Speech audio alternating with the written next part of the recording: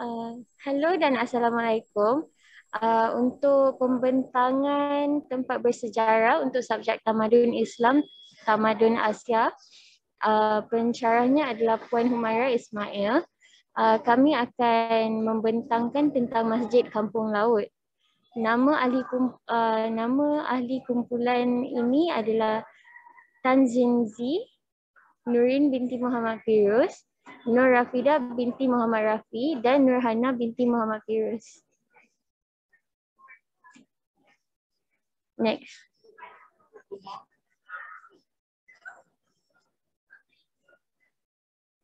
Bagi pengenalan untuk masjid ini, masjid merupakan perkataan bahasa Arab yang bermaksud tempat sujud. Masjid Kampung Laut merupakan masjid tertua di negara kita. Anggaran adanya masjid ini adalah lebih kurang dalam 300 tahun yang lalu. Ia dibina pada tahun 1800 di negeri Kelantan.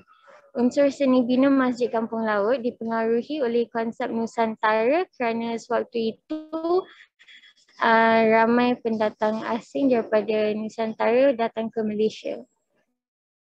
Tujuan masjid tersebut dibina adalah untuk memberi kesenangan kepada umat Islam pada ketika itu untuk menunaikan ibadat yang diperuntukkan agama seperti solat dan juga musyawarah yang diadakan bagi hal-hal agama Islam.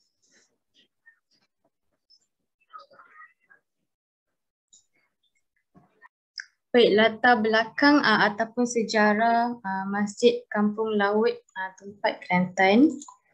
Masjid ini mempunyai unsur pengaruh kerajaan Champa ataupun kini lebih dikenali sebagai Indochina yang merangkumi negara Vietnam, Laos, Thailand dan Kemboja. Kerajaan Champa yang dahulunya berpusat di Vietnam dan Kemboja membuktikan bermulanya pengaruh Islam di situ sejak abad ke-16 yang memberikan impak besar tentang penyebaran ataupun pengaruh agama Islam di kawasan sekitar Kelantan dan Patani. Dan wujudnya pusat penyebaran Islam di Kerajaan Champa menguatkan lagi hujah kedatangan Islam yang datang dari timur dan bukannya dari barat.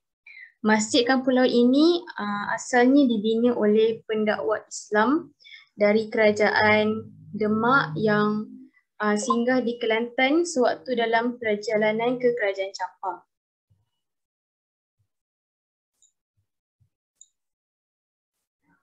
Masjid Kampung Laut ini asalnya dibina di Tupai, Kelantan, lalu dipindahkan ke Nilampuri, Kelantan berikutan peristiwa Bah Merah 1997 ataupun banjir besar 1967 di Kelantan yang menyebabkan struktur masjid Kampung Laut ini menjadi sengit dan mengalami kerosakan yang agak teruk. Oleh itu, Persatuan Sejarah Malaysia dan sekumpulan tukar rumah warga Kelantan diberi tugas dalam proses pembinaan semula masjid ini yang mengambil masa selama lebih 2 tahun dan memakan pembelanjaan sebanyak lebih ringgit Malaysia 2 juta. Kini Masjid Kampung Laut di Kelantan dihazanahkan sebagai salah satu destinasi pelancongan yang menarik di Kelantan dan juga mendapat pengiktirafan sebagai tapak warisan pertubuhan pendidikan, sains dan kebudayaan bangsa-bangsa bersatu UNESCO.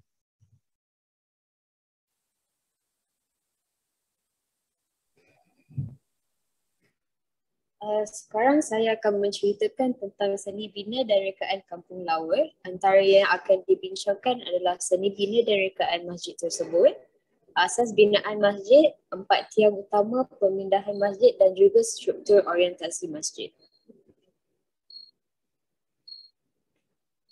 Dalam seni bina dan rekaan masjid, masjid ini diperbuat daripada kayu cengal. Dan kayu cengal adalah kayu yang sangat kuat dan boleh bertahan selama bertahun-tahun. Binaan masjid yang pertama tidak mempunyai sebarang paku dalam binaan, tetapi oleh projek pembesaran yang dibuatkan setelah masjid itu melalui banjir, mereka terpaksa menggunakan paku di dalam binaan. Dan struktur binaan masjid ini dipacakkan atas tiang yang mendirikan masjid itu atas 1 meter daripada tanah. Dan rekaan masjid ini telah dibesarkan dan ditukarkan setelah melalui pemindahan. Next. Alright, dan ini kami boleh tengok masjid itu semasa pembinaannya dan setelah ia dibina semula dan dipindahkan ke Nilam Puri daripada Kampung Laut. Next. Asas binaan masjid ini, ia menggunakan kayu dan buluh sebagai pasal untuk menggantikan ketiadaan paku dalam binaan. Keseluruhan masjid ini mempunyai 20 buah tiang yang memacakkan struktur termasuk 4 tiang utama di Dewan Solat yang digelarkan oleh orang tempatan sebagai 4 tiang seri. Ketinggian masjid ini daripada tanah adalah setinggi 1 meter tetapi telah berubah setelah dipindahkan ke Nilam Puri. Tiang dipacakkan ke tanah dengan menggali lubang dan kayu cengal dipacakkan dan diisikan dengan batu. Sebagai asas binaan masjid ini supaya dia lebih stabil dan kukuh. Next. Dan 4 tiang utama yang diceritakan sebelum ini boleh ditengok di rajah tersebut. 4 tiang utama ini digelar sebagai tiang seri oleh orang tempatan. Ini kerana tiang itu adalah asas yang membuat masjid itu lebih kukuh dan lebih stabil. 4 tiang ini ditempatkan di Dewan Solat Utama iaitu di tengah-tengah masjid dan tiang ini berfungsi untuk memberi asas yang teguh dan kukuh kepada masjid yang bertingkat 3 ini. Dimensi setiap tiang adalah sepanjang 500 mm dan selebar 500 mm dengan ketinggian 10.5 meter. Keluasan antara tiang ini adalah 7 meter kali 6 meter iaitu keluasan masjid tersebut. Sekarang akan menceritakan tentang pemindahan struktur dari Kampung Laut ke Nilam Puri. Pemindahan ini berlaku setelah banjir yang teruk melanda Kampung Laut dan dipindahkan ke pusat pengajian di Nilam Puri. Walaupun pada awalnya struktur ini tidak mempunyai paku, disebabkan projek memperluaskan masjid, pembinaan masjid perlu menggunakan paku untuk terus memperkukuhkan struktur binaan ini. Setelah dipindahkan, ukiran kayu telah ditambah kepada bahagian dalam masjid tersebut serta kemudahan moden telah ditambah juga seperti elektrik, tandas dan lain-lain.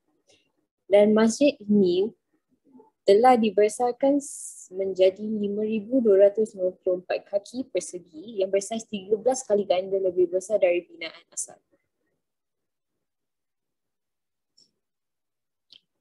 Dan sekarang akan menceritakan tentang struktur orientasi masjid ini. Arah kiblat adalah dijadikan asas struktur binaan di mana kiblat terletak di tengah-tengah bahagian hadapan masjid. Walau bagaimanapun, pelbagai penambahan telah dibuat kepada masjid tersebut. Kedudukan imam tetap di tengah dan mempunyai mimbar di mana khutbah Jumaat diberikan. Mihrab iaitu tempat imam mendahului solat kepada para jemaah, terdapat corak yang berwarna kayu gelap dan warna emas. Dan di sini gambar di bawah belah kanan itu adalah contoh mimbar yang mempunyai hiasan warna emas dan juga kayu cengal yang gelap. Dan di bahagian kiri atas adalah keseluruhan Dewan Solat tersebut. Terima kasih. Dan sekarang saya akan membentangkan tentang sumbangan dan juga pengiktirafan Masjid Kampung Laut.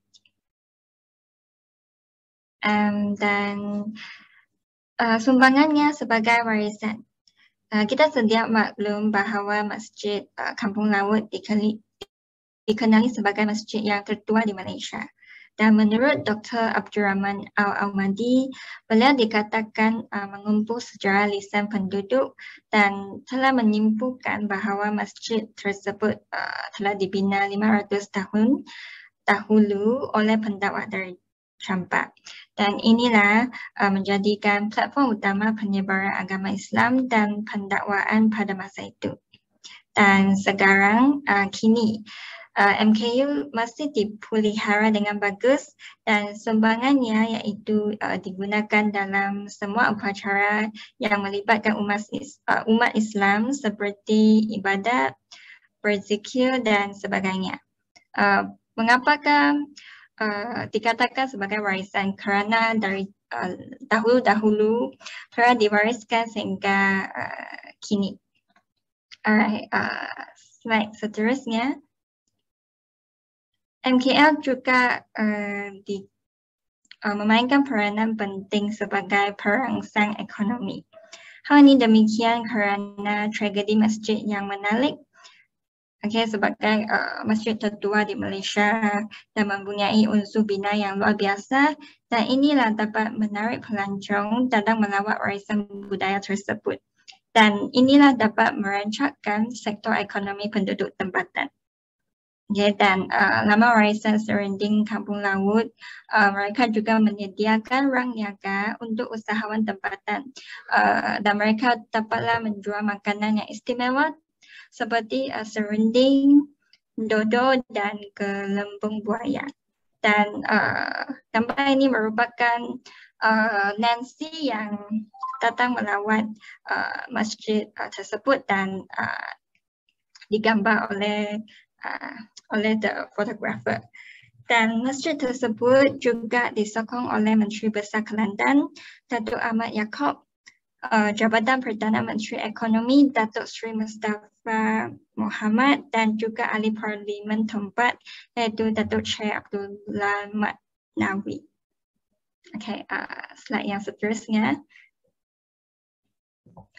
Masjid tersebut mempunyai pelbagai pencapaian, yang salah satu ia telah dicalonkan sebagai tapak warisan dunia di bawah UNESCO, iaitu pertubuhan pendidikan, saintifik dan kebudayaan pertubuhan bangsa-bangsa bersatu. Kerana lokasi tradisi yang unik, seni biar yang luar biasa dan kaya dengan budaya dan warisan, dan inilah perlu dipelihara serta dikedengarkan ke antarabangsa. Dan pembangunan semula kampung laut ke tapak asalnya diberilah keutamaan sebagai elemen utama produk pelancongan dalam usaha untuk mempromosikan Malaysia.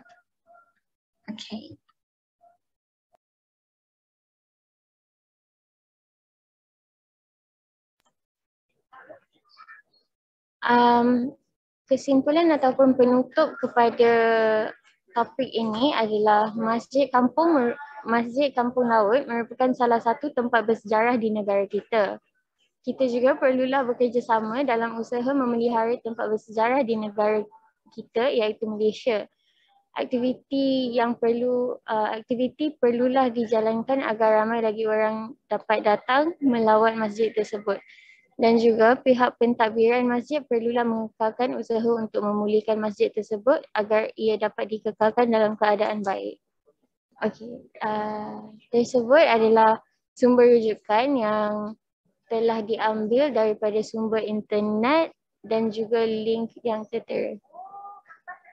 Itu sahaja daripada grup kami. Terima kasih.